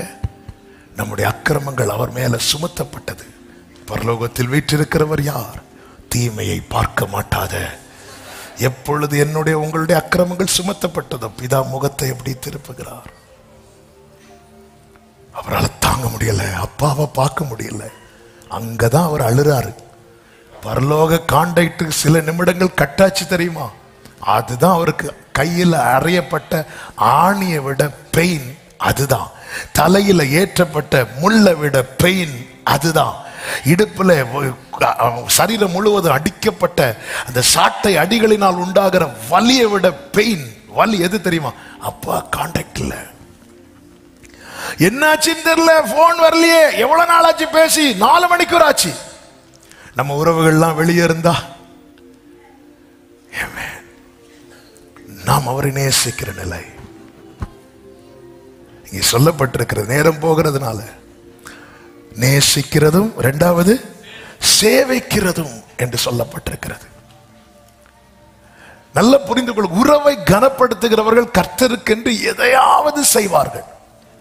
எல்லாரும் பாஸ்டர் ஆக முடியாது, எல்லாரும் பாஸ்டர் ஆகணும்னு கர்த்தர் அழைக்கவில்லை, ஆனால் எல்லாருமே சீஷராக வேண்டும் என்று அழைக்கிறார். நீங்கள் சர்வ பூமிக்கும் போய் சுவிசேஷத்தை பிரசங்கித்து அவர்களை விசுவாசிகளாக்கின்னு கூட சொல்லல, சீஷராக்கி. ஏன்னா இயேசு அக்செப்ட் பண்ணாலே அவங்க யாராயிட்டாங்க? இயேசுவை விசுவாசிக்கிறவங்க சீஷராக்கி. நம்முடைய வாழ்க்கையில் ஆண்டவருக்குன்னு என்ன பண்றோம்? ஏதாவது பண்றோமா? ஏதாவது பண்றோமா? ஏதாவது. ஃபாதர் அழகா பாடி இருக்கிறாங்கல்ல, ஏதாவது ஏதாவது ஏதாவது செய்ய வேண்டும் ஒவ்வொரு நாளும். அதாவது நம்மை தேவன் எந்த நிலையில உயர்த்தி வைத்தாலும் ஆண்டவருக்குன்னு என்ன செய்ய முடியும்? நமக்கு தேவன் என்ன கிருபையை கொடுத்திருக்கிறார், நமக்கு என்ன பலனை கொடுத்திருக்கிறார், என்ன ஞானத்தை கொடுத்திருக்கிறார், அதை கர்த்தருக்கென்று என்ன செய்யலாம் அப்படிங்கிறத பயன்படுத்த நம்ம இருதயம் துடிச்சுட்டே இருக்கணும். சேவிக்கிறதுனா பணிவிடை செய்கிறது. எரிகோவை பிடிக்க போனோம், யோசுவாவை லீடரா வச்சாச்சு. எரிகோவை பிடிக்க போகிறதுக்கு முன்பதாக குதிரையில ஒருத்தர் வந்து நிற்கிறார். யோசுவா வந்து கேட்கிறார், நீர் எங்களை சார்ந்தவரா எதிரியை சார்ந்தவரா என்று. அவர் சொல்லுகிறார், நான் கர்த்தருடைய சேனாபதியாய் வந்து நிற்கிறேன். பொத்துன்னு விழுவார். விழுந்துட்டு அவர் கேட்பாரு, அடியானுக்கு ஆண்டவர் சொல்வது என்ன அப்படிம்பார். யோசுவா 5வது அதிகாரம் கடைசி வசனங்களில் நாம் அதை பார்க்க முடியும். அதன் அர்த்தம் என்ன? ஆண்டவர் நீங்க சொல்லுங்க, நான் செய்யறேன். அந்த சேவை செய்ய வேண்டும் என்கிற எண்ணம் இருதயத்துல. பொதுவாகவே கர்த்தர் எனக்கு என்ன செய்வார் என்பதை பார்க்கதானே நாம் பைபிள் அதிகமாய் புரட்டுகிறோம். பைபிள நான் அண்டர்லைன் பண்ண மாட்டேன், நம்ம அநேகர் அண்டர்லைன் பண்ற பழக்கம் உண்டு. நம்ம எல்லாம் எதை அண்டர்லைன் பண்ணி வச்சிருக்கிறோம்? கர்த்தர் எனக்கு இதை செய்வேன்னு சொல்லி இருக்கிறார், இதை செய்வேன், அதுதானே இருக்கு. கர்த்தர் நம்ம இடத்துல செய்ய சொல்லும் காரியங்களும் இருக்கிறதே. நான் நேசிக்கிறது உண்மையா, நான் அவருக்கு சேவை செய்கிறவனாய் என்னை மாற்றுவேன், என்னை அர்ப்பணிப்பேன். ஆண்டவருக்குன்னு நான் என்ன செய்யலாம், என்ன செய்யலாம்? ஆண்டவர் பாருங்க, ஒரு கலசம் தண்ணி எடுத்து கொடுக்கிறதே அவர் ரொம்ப பெருசா பேசுறார். இம்மையிலும் மறுமையிலும் அதற்கேற்ற பலனை. இதுக்கு என்ன பலன் கொடுக்க முடியும்? உனக்கு நீ ஒரு கிளாஸ் தண்ணி கொடுத்தியா, உனக்கு ஒரு குடம் தண்ணி தாரேன் சொல்லி அனுப்ப வேண்டியதானே? இல்ல, அதற்கு அப்போ அதை வந்து ரொம்ப ப்ரெஷியஸா பார்க்கிறார். எதுக்கு அதை சொல்றான்னா, நமக்கு என்ன முடியுமோ கர்த்தருக்கு என்று செய்ய, எந்த நிலையில வைத்தாலும் சரி, எந்த நிலையிலும் கர்த்தருக்கு என்று. ஏங்க, ஒரு சமாரிய ஸ்திரீ அந்த ஜீவ ஊற்று யார் என்பதையும் யார் மூலம் கிடைக்கிறது என்பதையும் அறிந்ததும் குடத்தை வச்சுட்டு ஊருக்குள்ள போய் இயேசு அறிவித்தா. பாத்தீங்களா? அவ எந்த பைபிள் காலேஜ்ல படிச்சா? அவளை பார்த்தாலே எல்லாரும் என்ன பண்ணுவாங்க? ஓடுவாங்க. அவன் வாரா, ஓடிரு. ஏன்னா ஏற்கனவே 4 பேர் கூட வாழ்ந்தவள், இப்பொழுது இருப்பவனும் அவளுக்கு புருஷன் அல்ல. இப்படிப்பட்டவ ஒரு வீட்டு கதவை தட்டினா யார் திறப்பா? மாத்திரார். பாத்தீங்களா ஆண்டவர்? இதாங்க என் ஆண்டவர். ராகா வீட்டுக்கு 2 பேர் வேவு பார்க்க போறாங்க. வேவு பார்க்க போகும்போது அந்த வீட்டுல யாரும் கிடையாது. ஏன்னா அவ யாரு? வேசி. வேவு பார்த்துட்டு அவங்க சொல்றாங்க, இந்த கயிறு நான் இதுல கட்டி விடுறேன், நாங்க பிடிக்க வரும்போது நீ இந்த ரூமுக்குள்ள இருக்கணும். இந்த கயிறு தொங்க விட்டு இந்த ஜன்னல், இந்த ஜன்னல் இருக்கிற இந்த ரூமுக்குள்ள இருக்கணும். உனக்கு யார் யார உள்ள வைக்க முடியுமோ உள்ள வச்சுக்கோ, உன் குடும்பத்தை சேர்த்துக்கோ. குடும்பம் எப்படிங்க சேரும்? அவ வேசி இல்ல. ஆனா நீங்க கவனிச்சீங்கன்னா தெரியும், இவங்க போயிட்டு சில நாட்கள் கழித்து வருகிறார்கள். வரும்போது அந்த வீட்டுல ராகா மட்டும் இல்ல, ராகாவின் மொத்த குடும்பம் அங்க இருக்கு. கிருபையை பயன்படுத்துறவங்க. அவ பண்ணின பாவம் என்பது மன்னிக்க முடியும். அதாவது அந்த அர்த்தம், அவள் வேசினா என்ன? அவள் பாவம் செய்தது மட்டுமல்லாமல் அநேகரை பாவத்தில் விழ வைக்கிறவள். ஆனா அப்படிப்பட்டவளுக்கு ஒரு சான்ஸ் கிடைச்ச போது இப்ப வீட்டுக்கு கூப்பிடுறது பாவம் பண்ண அல்ல, ரட்சிக்கப்பட. அந்த வீட்டுல சுவிசேஷம் சொல்லப்படுது.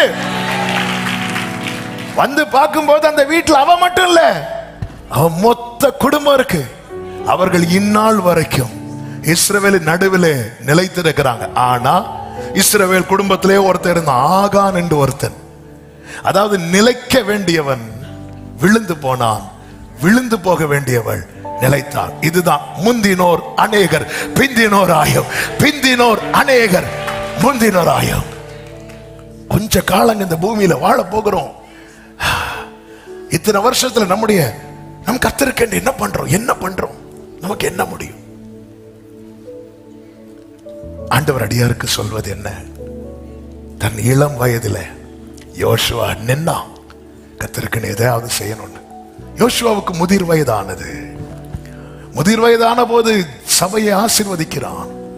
ஆசீர்வதித்து அநேக காரியங்களை ஆலோசனையாகவும் எச்சரிப்பாகவும் ஆசீர்வாதமாகவும் பல காரியங்களை பேசும்போது அந்த கூட்டத்தில் போல்டா ஒரு ஸ்டேட்மெண்ட் கொடுக்கிறார். என்ன தெரியுமா? நானும் என் வீட்டாருமோ என்றார் கர்த்தரையே சேவிப்போம். நம்முடைய ஃபியூச்சர், நம்ம முதிர் வயதுல நம்முடைய சாட்சி இப்படியா இருக்கணும். நானும் என் வீட்டு. ஏன் இது எப்படி யோசுவாவே சாத்தியமாச்சுன்னா அவர் தனியா இருக்கிற நாட்கள்லயே கர்த்தருக்கு எதையாவது செய்யணும். இந்த தீ நமக்குள்ள எரிஞ்சிட்டே இருக்கணும். என்ன பண்ணலாம்? சரி, நம்ம கூட நல்ல நெருங்கி பழகிறவங்க, அவங்களுக்கு ஆண்டவரை பத்தி தெரியாது. அவங்க ஒரு வருத்தத்துல வேதனையில நம்ம கிட்ட பேசும்போது ஏன் அவங்க கிட்ட ஆண்டவரை பத்தி சொல்லக்கூடாது?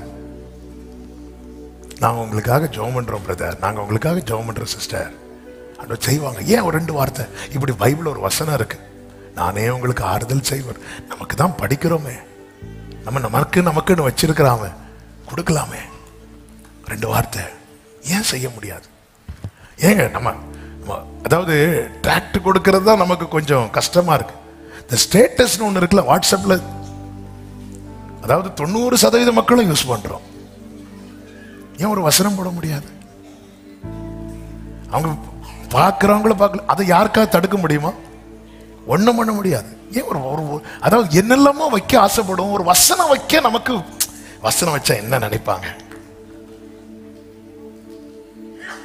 ஆமே, ஏன் முடியாது? சேவிக்கணும் ஏதாவது வகையில். நாளைக்கு ஆண்டவர் பார்த்து சொல்லணும், இவன் எனக்கு பிரயோஜனமானவன். ஒனேசிமு என்கிற ஒருவன் பிலமோன் வீட்டில் தப்பு பண்ணினது நிமித்தம் ஜெயில தூக்கி போடப்படுகிறான். சுவிசேஷத்து நிமித்தம் அதே ஜெயில யார் வாரா அப்படின்னா பவுல் வாராரு. பவுல் பார்க்கும்போது இவனை நான் எங்கேயோ பார்த்திருக்கிறேனே. ஒனேசிமு இப்படி நிக்கிறான். ஐயா, இப்படி நீ அந்த பிலமோன் வீட்டில் என்ன கூட்டம் நடத்தும் போது நீ தான் கொட்டடிச்சிட்டு இருந்த. ஆமா, எனக்கு டீ எல்லாம் கொண்டு. என்ன பிரச்சனை? நான் இப்படி கொஞ்சம் தப்பு பண்ணிட்டேன். என்ன தப்புலாம் தெரியாது. பவுல் அங்க அவன்கிட்ட பேசுறார். அங்க ஒனேசிமு என்ன பண்றான் அப்படின்னா மாட்டிட்டான், டோட்டலா சேஞ்ச் ஆயிட்டான். இது யார் பார்க்கிறா? பவுல் பார்க்கிறான். பவுல் இப்பொழுது பிலமோனுக்கு நிருபம் எழுதுறார். ஒரே லெட்டர் தான், ஒரே அதிகாரம் தான். எழுதும் போது சொல்லுகிறார், அவன் உனக்கும் எனக்கும் பிரயோஜனம் உள்ளவன், அதனால அவனை சேர்த்துக்கோங்கன்னு சொல்லிட்டு பவுல் என்ன பண்றாருன்னா லெட்டர் எழுதுறார். அதுதான் பிலமோனுக்கு எழுதுற நிருபம். பிரியமானவர்கள், ஏன்னா தேவராஜ்யத்துக்கு ஏதாவது வகையில பிரயோஜனமா இருக்க வேண்டும் என்பதற்காக தான் என கேட்கிற வயோதிபர்களானாலும் சரி, சிறு பிள்ளைகளானாலும் சரி, வாலிபர்களானாலும் சரி, பெரியவர்களானாலும் சரி, சொல்லுகிற செய்தியை கேளுங்கள். தேவராஜ்யத்துக்கு நீங்கள் ஏதாவது ஒரு வகையில பிரயோஜனமா இருக்க வேண்டும் என்பதற்காக தான் இன்னும் இந்த தீபத்தை அணைய விடாமல் கர்த்தர் காத்து வருகிறார். கர்த்தரை சேவிக்கிறது, கர்த்தரையே சேவிப்பது ஆகாததென்று கண்டால் பாடுங்க. கர்த்தரையே சேவிப்பது ஆகாததென்று கண்டால் யாரை நீ சேவிப்பாய் என்பதை இன்னே தீர்மானம் செய்வார். யாரை நீ சேவிப்பாய்? ஆமென். இன்றே தீர்மானம் செய்வார். பின்பற்றுகிற நிலை. இயேசுவை எத்தனை பேர் பின்பற்றுகிறோம், ஃபாலோ பண்ணுகிறோம்? யோவான் சுவிசேஷம் 1வது அதிகாரம் 37, 38, 39 வசனங்களிலே யோவான் ஸ்நானன் சொல்ல கேட்டு 2 சீஷர்கள் இயேசுவுக்கு பின் சென்றார்கள் என்று 37 சொல்லப்பட்டிருக்கிறது. 38வது வசனத்திலே இயேசு திரும்பி அவர்கள் பின் செல்லுகிறதை கண்டு, நாம் ஆண்ட வேலை நிறைய பார்த்துட்டு போவோம், ஆனா நம்ம நின்று திரும்பி பார்க்கணும்னா ஏதோ ஒன்று நம் கவனத்தை இழுத்திருக்கும். இயேசுவின் கவனத்தை யார் இழுப்பார்கள் தெரியுமா? சத்தம் போடுகிறவர்கள் அல்ல, கூச்சல் போடுகிறவர்கள் அல்ல. ஆமென். இயேசுவின் கவனத்தை இழுக்கிறவர்கள் இயேசுவை பின்பற்றுகிறவர்கள். நீங்கள் இயேசுவை பின்பற்றுகிறவர்களா இருப்பீர்களே ஆனால் இயேசு நின்று திரும்பி உங்களை பார்ப்பார். அதன் அர்த்தம் என்ன? அவருடைய போக்கஸ் அவரை ஃபாலோ பண்றவங்க மேலதான் இருக்கும். இப்ப திரும்பி என்ன தேடுகிறீர்கள் என்று கேட்கிறார். ஏனென்றால் இயேசுவை பின்பற்றுவதற்கு 1000 காரணங்கள் உண்டு. 12 வருட பெரும்பாடுள்ள ஸ்திரீ இயேசுவை பின்பற்றினது ஒரு சுகத்துக்காக. அவளுக்கு அந்த சுகம் கிடைத்ததும் அவள் பின்னாடி போயிட்டான், அவ்வளவுதான். கானானிய ஸ்திரீ இயேசுவை பின்பற்றினது மகளுடைய வாழ்வுக்காக. மகளுக்கு வாழ்க்கை கிடைத்ததும் அவள் போய்விட்டாள். சுகத்துக்காக பின்பற்றக்கூடாத பின்பற்றலாம், ஆனா சுகத்துக்காக மட்டும் பின்பற்றுவோம் என்றால் நமக்கு வேண்டியது கிடைத்த பிறகு நாம் போய்விடுவோம். இன்னும் பாருங்கள், அந்த 12 வருட பெரும்பாடுள்ள ஸ்திரீ தனக்கு வேண்டிய சுகம் கிடைத்ததும் கிடைச்சதுன்னு கூட சொல்லாம போகிறதுக்கு நின்னான். இயேசுதான் நின்று என்ன தொட்டது யாருன்னு கேட்டதும் கூட்டத்திலிருந்து மெதுவா அம்மா உள்ள வராங்க. போன ஸ்பீட்ல வாங்கிட்டு அப்படியே ரிவர்ஸ் கியர் போட்டு போகும்போது இயேசு நின்னுட்டார். இயேசு நின்னதும் எல்லாரும் நின்னுட்டாங்க. எல்லாரும் நின்னதும் அம்மாவுக்கு பின்னாடி போக முடியல. இல்லைன்னா அப்படி நடக்கிற மாதிரியா நிக்கலாம், மக்கள் போயிட்டு இருப்பாங்க, நம்ம அங்கேயே நின்று அப்படியே பின்னாடி போயிடும். இப்போ அப்படியே நிக்க முடியாது. அல்லேலூயா. சிலர் இருப்பாங்க தெரியுமா, எப்போடா எழும்புவாங்க, மெதுவா பின்னாடி போயிடலாம். எழும்பலான்னு பார்க்கும்போது யாரும் எழும்ப மாட்டாங்க. இன்னைக்கு ஏன் லாஸ்ட் பிரேயர்ல எழுப்பியே விடல, விட்டிருந்தாலாவது போக முடியாது. ஏன்னா ஆனா அவன் வந்ததை பாருங்க, எத்தனை பேர் இடிச்சு இடிச்சு வந்திருப்பா, எத்தனை பேர் சத்தம் போட்டுருப்பாங்க, ஏமா இடையில வந்திருக்கிறேன். எத்தனை பேர் ஆராதிக்கு எழும்பும் போது சேர தூக்கி போட்டு உக்காந்து, எத்தனை பேர் அப்படி ஒரு அம்மா கீழே விழுந்து கையெல்லாம் அடிபட்டு. ஆனா எதுக்கு? அதனாலதான் கேட்டார், என்ன தேடுகிறீர்கள்? அவங்க கேட்டாங்க, ரபி எங்க தங்கி இருக்கிறீங்க? இயேசு என்ன சொல்லுவார் தெரியுமா? வந்து, அதன் அர்த்தம் என்ன? இது அப்படியே கண்டினியூ பண்ணு, இது அப்படியே கண்டினியூ பண்ணு. நீ இம்மைக்காக மட்டும் என்னை பின்பற்றினா ஏதாவது ஒரு இடத்துல நீ ஸ்டாப் பண்ணிடுவ. ஆனா என் கூட தங்கணும்னு நீ விரும்புறேனா இதை அப்படியே கண்டினியூ பண்ணு. வந்து பாருங்கள். வேதம் என்ன சொல்லுகிறது தெரியுமா? அவர்கள் வந்து அவர் தங்கி இருந்த இடத்தை கண்டு அன்றைய தினம் அவரிடத்தில் கைகளை உயர்த்தி ஹல்லேலூயா, நான் நினைச்சது கிடைச்சாலும் கிடைக்காம போனாலும் இயேசுவை பின்பற்றுவதை நான் விடாமல் தொடருவேன் என்றால் நான் அந்த உறவை கனப்படுத்துகிறேன். ஆமென் சொல்லுங்க பார்க்கலாம். அடுத்து என்ன நிலை தெரியுமா? நாடுகிற நிலை. நாடுகிற நிலைன்னா டிபெண்ட் பண்ணி இருக்கணும், சார்ந்து இருக்கணும். எல்லாம் ஒன்னும் இல்லாம நம்ம சார்ந்திருப்போம், ஒண்ணுமே நமக்கு இல்லைன்னா சார்ந்திருப்போம். எல்லாம் கிடைக்கும் போது போயிரும். அந்த இளையகுமாரனை போல. இளையகுமாரன் பாருங்க, தனக்கு கிடைக்க வேண்டியது கிடைக்கிறது வரை அப்பாவை சார்ந்திருக்கிறான். ஆனா மூத்த குமாரனை பாருங்க, தனக்கு கிடைக்க வேண்டியது கிடைத்த பிறகும் அப்பாவை தான் சார்ந்திருக்கிறான். எனவே மூத்த குமாரன், இளைய குமாரன் கேட்ட சாட்சி வேற, மூத்த குமாரன் கேட்ட சாட்சி வேற. நாம இந்த 2 சாட்சியும் கேட்க வேண்டும். ஒரு சாட்சியை ரட்சிக்கப்படும் போதே கேட்டு விட்டோம். என்ன சாட்சி? இவன் மரித்தான், இப்பொழுது உயிர் தெழுந்தான். இவன் காணாமல் போனான், இப்பொழுது. இந்த சாட்சி நம்ம எல்லாருமே கேட்டாச்சு. ஆனா இன்னும் ஒரு சாட்சி கேட்கவே இல்லை. என்ன சாட்சி தெரியுமா? மகனே, நீ எப்போதும் என்னோடு இருக்கிறாய். எத்தனை பேர் இந்த சாட்சியை கேட்க விரும்புறீங்க? ஆமென். சிலர் ஏக்கத்துல உடனே கை தூக்குனீங்க. சிலர் கையை தூக்க முடியல, வலதுபுறம் இடதுபுறம் இருக்கிறாங்க. சிலர் எதுக்கு தூக்க சொல்றாங்க? ஆமென். இந்த சாட்சி கேட்கணும். மகனை நீ எப்போதும், அதாவது சில சாட்சிகள் இருக்குல்ல, மோசே ஆரோனையும் மிரியாமையும் கூட்டு, இங்க பாரு என் தாசனாகிய மோசே அப்படிப்பட்டவன் அல்ல, உனக்கு தெரியாதது நான் சொல்றேன். ஆரோனே, நீ அண்ணன் தானே, நீ அக்கா தானே, உங்களுக்கு தெரிந்த மோசை விட உங்களுக்கு தெரியாத மோசை உண்டு. ஒரு அண்ணனா ஒரு அக்காவா உங்களுக்கு தெரிஞ்சதை விட எனக்கு அவனை தெரியும். அவன் யார் தெரியுமா? என்னுடைய சாயலை காண்கிறான். என்ன சாட்சிங்க! கடைசி வரை கர்த்தரை ஒருவன் சார்ந்து இருக்கணும். எல்லாமே யாக்கோபு சுத்தி பிள்ளைங்க பேர பிள்ளைங்க இருந்தாலும் அவன் தன் கோலின் மேல் சாய்ந்து கொண்டு, அது எதை காண்பிக்கிறானா? எனக்கு அவர்தான், எனக்கு அவர்தான். நாடுகிற அனுபவம். அடுத்தது பணிந்து கொள்ளுகிற, பணிந்து கொள்ளுகிற. கர்த்தரை பணிந்து கொள்ளும் போது எந்த அளவுக்கு கர்த்தரை உயர்த்த முடியுமோ உயர்த்தணும், எந்த அளவுக்கு நம்மை தாழ்த்த முடியுமோ தாழ்த்தணும்.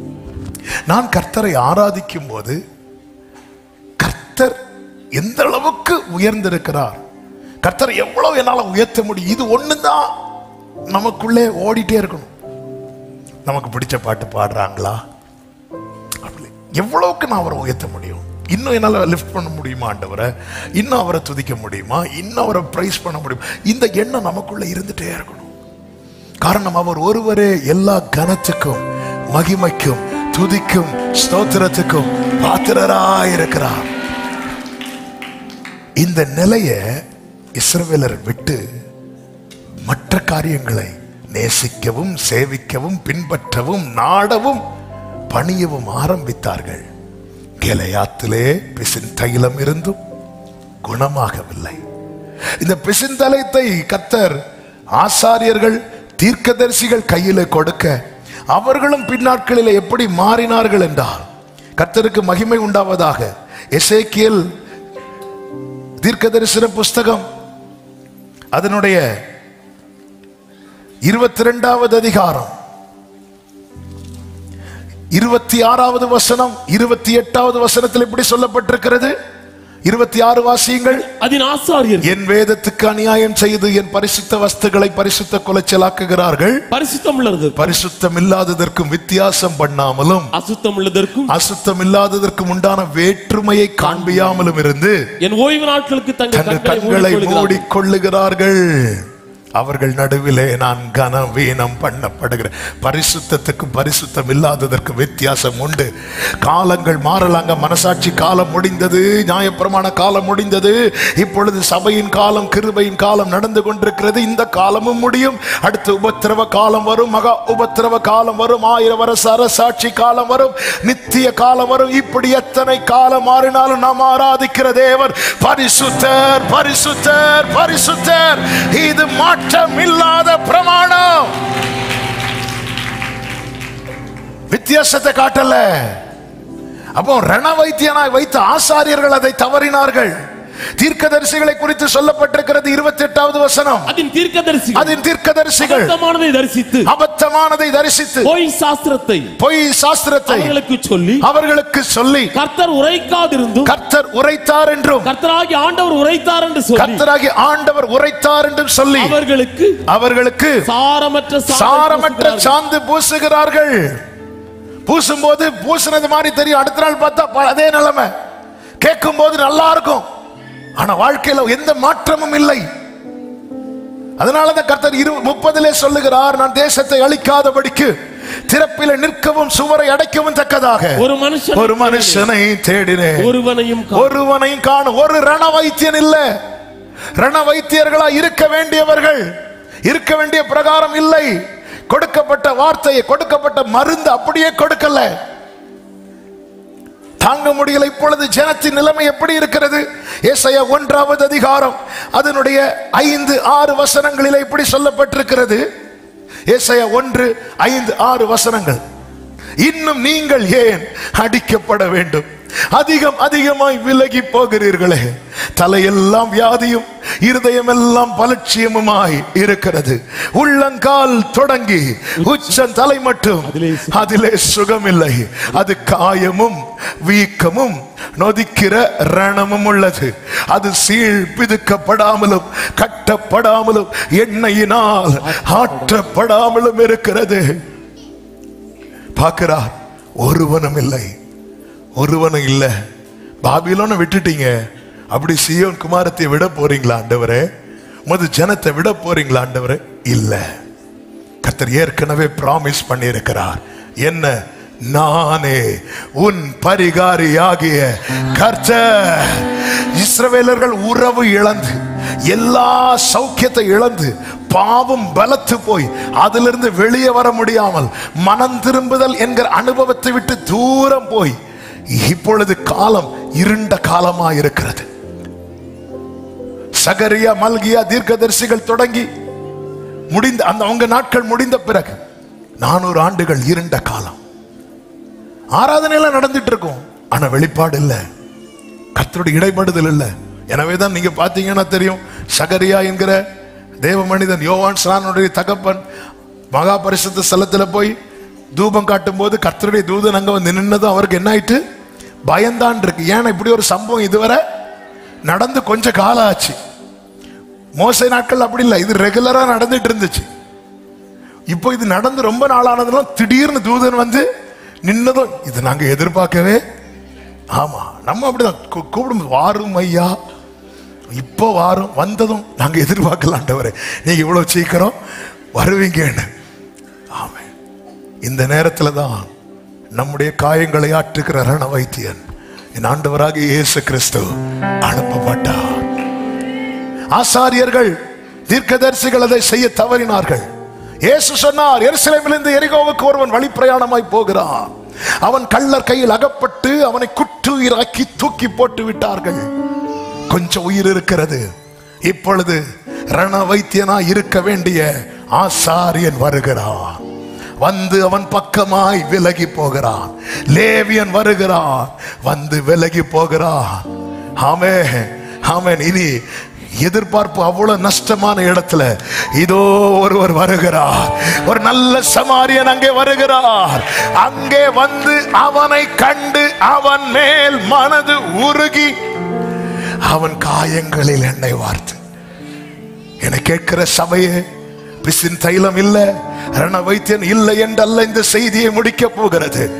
நமக்கு ஒரு ரண வைத்தியன் இருக்கிறார். நம் காயங்களை ஆற்றுகிறவர் இருக்கிறார். அவருடைய தழும்புகளால் நாம் குணமானோம்.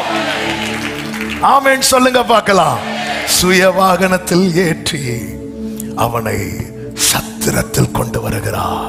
ரட்சிக்கப்படுகிறவர்களை கர்த்தர் சபையிலே கொண்டு வந்து சேர்க்கிறார். சத்திரத்திலே கொண்டு வந்து அங்கே இருக்கிற அதை பராமரிக்கிறவன் கையில இவர் கொடுக்கிறார். இவர் கொடுக்கிறத வச்சுதான் அவனுக்கு கொடுக்கப்படுகிறது. இயேசுவின் நாமத்தில் உங்களுக்கு இந்த செய்தியை சொல்லுகிறேன்.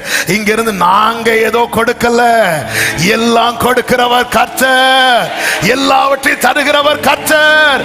எனவே எங்களுக்கு அல்ல கர்த்தாவே, எங்களுக்கு அல்ல, உம்முடைய நாமத்திற்கே.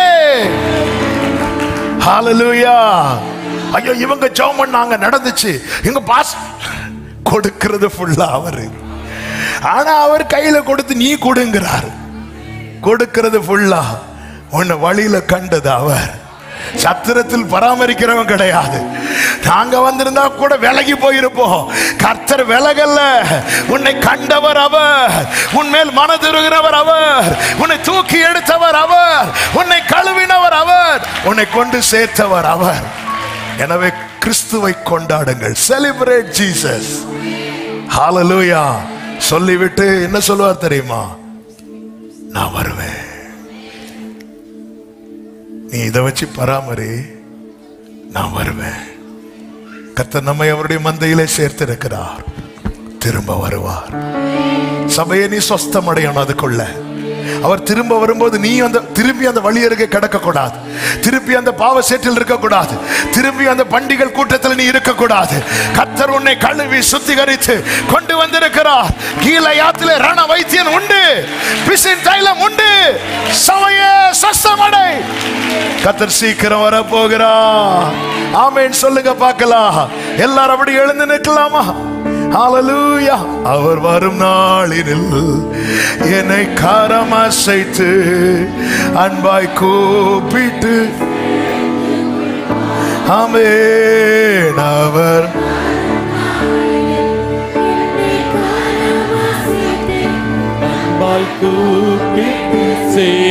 பிரியமானவர்களே, பிரியமானவர்களே, ஹalleluya. எதுல உங்களால குணப்பட முடியல அப்ப பாதத்துல விழுந்துருங்க. இது இவ்வளவுதான், இது குணப்படவே குணப்படாது, இதெல்லாம் மாறவே அப்படின்னு நினைச்சிட்டு நீங்க விலகி போயிடாதீங்க. தேசத்தில் குறைவுபட துவங்கின போது, ஒரு 5 மினிட்ஸ்ல முடிக்கிறேன், குறைவுபட துவங்கின போது அந்த இளையகுமாரனுக்கு தகப்பன் வீட்டுக்கு போகணும்னே தோணல. அவன் மீண்டும் தூரமாய் தான் போகிறான். இன்னைக்கு இப்படி பயணிக்கிறவர்கள் தான் அதிகம். ஒரு உணர்வை கர்த்தர் தருவாராக. இன்னும் கர்த்தர் விழுந்த பிறகு வாழ வைக்கிறார்னா கர்த்தர் நம்மை எழுப்பி விட சித்தமா இருக்கிறார். ஆமென் சொல்லுங்க பார்க்கலாம். நாளைக்கு அவர் வரும்போது அவர் நம்மை எந்த நிலையில் வைத்தாரோ, அவர் பயங்கரமான குழியிலும் உலையான சேற்றிலும் இருந்து தூக்கி எடுத்து கண்மலை மேல் நிறுத்தி அடிகளை உறுதிப்படுத்தி அப்படி வச்சுட்டு போயிருக்கிறார். வரும்போது நிக்கணும், அப்பா வரவேற்க நிக்கணும். ஆனந்தமே இது மாபெரும் பாக்கியமே, ஆனந்தமே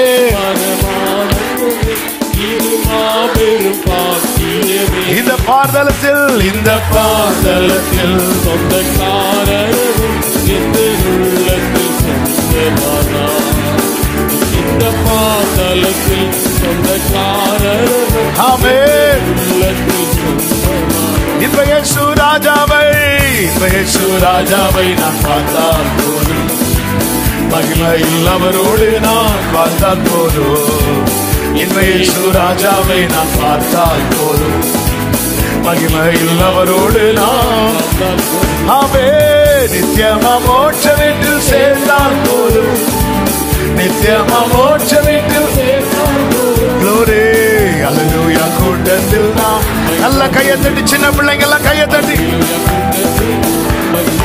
ஆமென். இந்த இயேசு ராஜாவை நான் பார்த்தால் போதும்,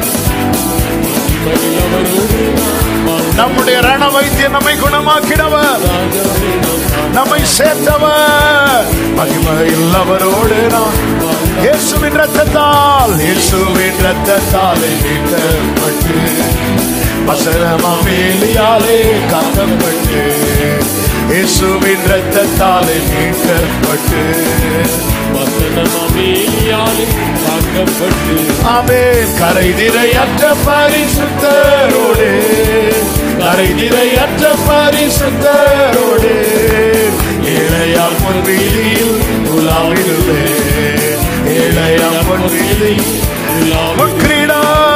முற்கிரீடம் சூட்டப்பட்ட தலையை பார்த்தேன், முற்கிரீடம் சூட்டினால் புகழ்ந்திடுவே, முற்கிரீடம் சூட்டப்பட்ட தலையை பார்த்தேன், முற்கிரீடம் சூட்டினாலோ ஹல்லேலூயா.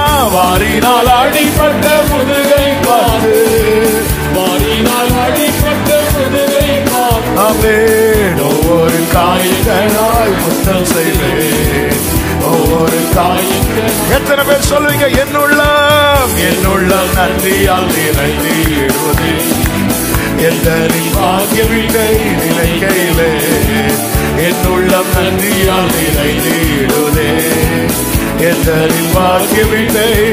ஹல்லேலூயா அல்லேலூயா அல்லேலூயா அல்லேலூயா. வர்ணிக்க எந்த நாள் போதாதையா, வர்ணிக்க எந்த நாள். ஆகாய காலம், ஆகாய காலம் என்று உலகிடுவோம், ஏழைய நாவல் என்று தில்லிடுவோம், ஆகாய காலம் என்று முழங்கிடுவோம், நாவல் என்று அப்பா அப்பா என் கண்ணீர் என்று துடைக்கிறார். அப்பா என் கண்ணீர் என்று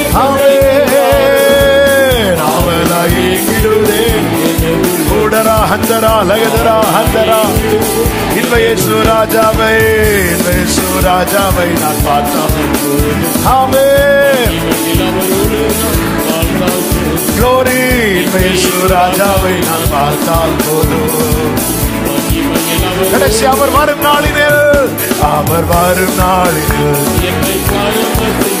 அன்பை கூப்பிட்டு சேர்த்துக் கொள்வார். அன்பை கூப்பிட்டு சேர்த்துக் கொள்வார். அவர் சமூகமதில் நல்ல கையை தட்டி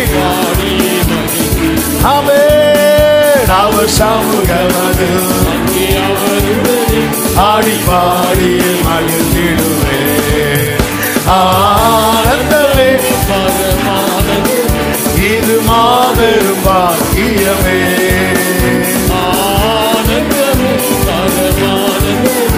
இது மாபெரும் பாக்கியமே. இந்த பாதத்தில் எந்த உள்ளத்தில் சொந்தமானார். இந்த பாதத்தில் எந்த உள்ளத்தில் நல்ல கைகளை தட்டி தேவனுக்கு மகிமை. முழு பலத்தோடு முழு பலத்தோடு ஆமென் ஆமென். ஹல்லேலூயா ஹல்லேலூயா ஹல்லேலூயா ஹல்லேலூயா. நன்றி ஆண்டவரே, நன்றி ஆண்டவரே. எங்கள் வைத்தியரே, எங்களை சொஸ்தப்படுத்துகிறவரே, சித்தமுண்டு சுத்தமாகு என்று சொன்னவரே, ரெண்டு கைகளை அப்படியே உயர்த்தி நீங்க போதும் எனக்கு, நீங்க போதும் எனக்கு, நீங்க போதும், நீங்க போதும், நீங்க போதும் எனக்கு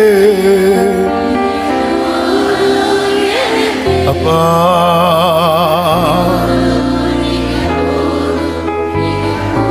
பரிசுத்த பிதாவே, நல்ல தகப்பனே, நன்றியோடு உம்மை துதிக்கிறோம், ஸ்தோத்தரிக்கிறோம்.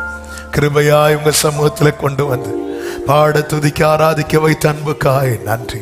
எங்களோடு பேசினீர், எங்கள் பரம வைத்தியர் நீர், எங்களை சொஸ்தமாக்கும் ஆண்டவரே. ஔஷதம் மருந்து உம்மிடத்தில் இருக்கிறதப்பா.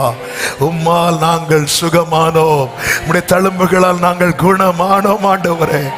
எங்களுக்கு வேண்டிய ஆரோக்கியத்தை எல்லா நிலையிலும் நீர் தந்து உமக்காய் வைத்துக் கொள்வீராக. ஒவ்வொருவரையும் ஆட்கொள்ளும் ஆசீர்வாதியும் இந்த வாரம் ஒவ்வொருவருக்கு நன்மையாய் ஆசீர்வாதமாய் இருக்க கர்த்தர் கிருபை செய்யும். கண்மணி போல காத்துக்கொள்ளும். கையின் கிரியைகளை ஆசீர்வதியும். போக்கில் வரத்தில் விசேஷமாய் காத்துக்கொள்ளும். குறைவில்லாமல் நடத்தும். ஆண்டவரே, உம்மை நேசிக்க, உம்மை சேவிக்க, உம்மை பின்பற்ற, உம்மை நாடி நிற்க, ஆண்டவரை உம்மை பணிந்து கொள்ள இந்த அனுபவத்தில் எங்களை நடத்தி நீர் எங்களுக்கு ஏற்படுத்தி தந்த உறவை நாங்கள் எவ்விதத்திலும் கனவீனப்படுத்தாமல் கனப்படுத்த எங்களுக்கு கிருபை தருவீராக. தாழ்த்தி அர்ப்பணிக்கிறோம். மகிமை கனம் அனைத்தும் ஒருவருக்கே செலுத்துகிறோம். இரட்சகர் இயேசுவின் நாமத்தில் பிதாவே.